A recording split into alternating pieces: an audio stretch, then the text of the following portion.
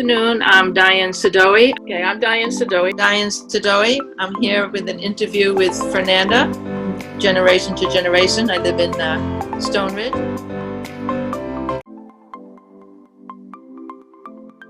First, obviously, certainly my parents influenced me. And one of the influences they had on me was the importance of volunteerism. My father had a business. My mother, I was the oldest of 5. So my mother had a lot of work to do at home, though she was college educated. So education in college was always important for her, for us. However, for my father, it was like women in the 1940s and 50s, their place was to have babies at home, which fortunately I had a mother and a grandmother who said, no, a woman can do more than that.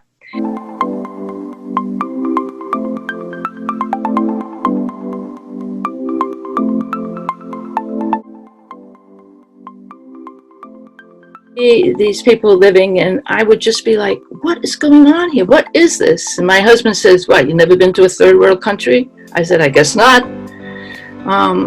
And you just felt like, you know, I came from a certain situation, and how privileged that was to see these people struggling.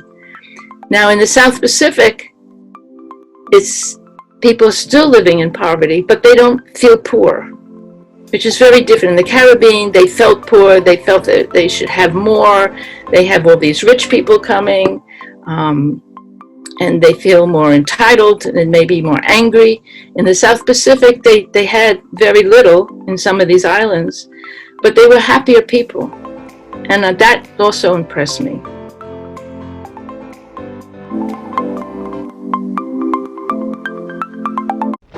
It was at night, and I was at the helm, and the wind was coming from behind us, and it was nice wind, and the sails were out. And I look behind me, and I see this enormous black cloud. Now, I've known when you see a big black cloud like that, something's coming. And I turned on the radar. We had radar, and the radar will show you if there's a storm around. So I knew there was a storm coming. And so I think I took down one sail. I rolled up one sail because you don't want a lot of sail out in this wind. And then the storm hit, and it was fierce. And in the process of dealing with one of the sails went pow and fell off the boom. But I survived. Time I had, the most favorite time was just before sunset. Right after we had dinner, and the day was kind of over, and I would be relaxing, and the evening time, if the weather was good, was my favorite time.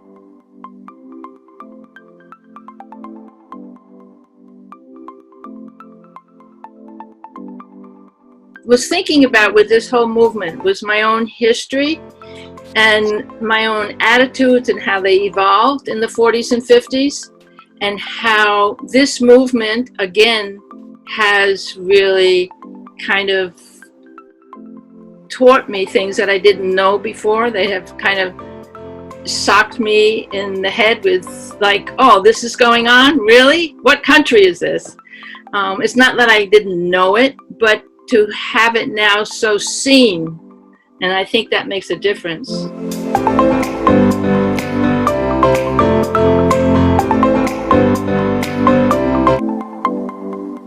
There weren't any protests. That didn't happen until later, after I left.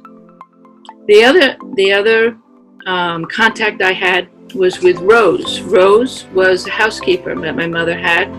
She was a black woman in our house. She helped take care of us. She scolded me when I was bad. She hugged me when I was good. She cooked dinner. She was a constant presence. She did not live in the house, but she would cook our dinner, and we would eat in the living room. A dining room. There were 4, then 5 of us, and Rose would eat in the kitchen.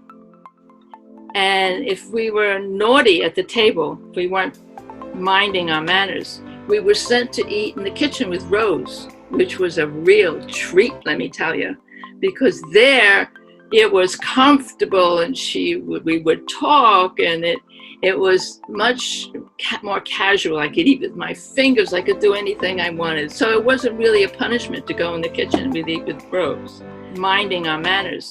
We were sent to eat in the kitchen with Rose, which was a real treat, let me tell you, because there it was comfortable, and we would talk, and it was much more casual. I could eat with my fingers. I could do anything I wanted. So it wasn't really a punishment to go in the kitchen and we'd eat with Rose.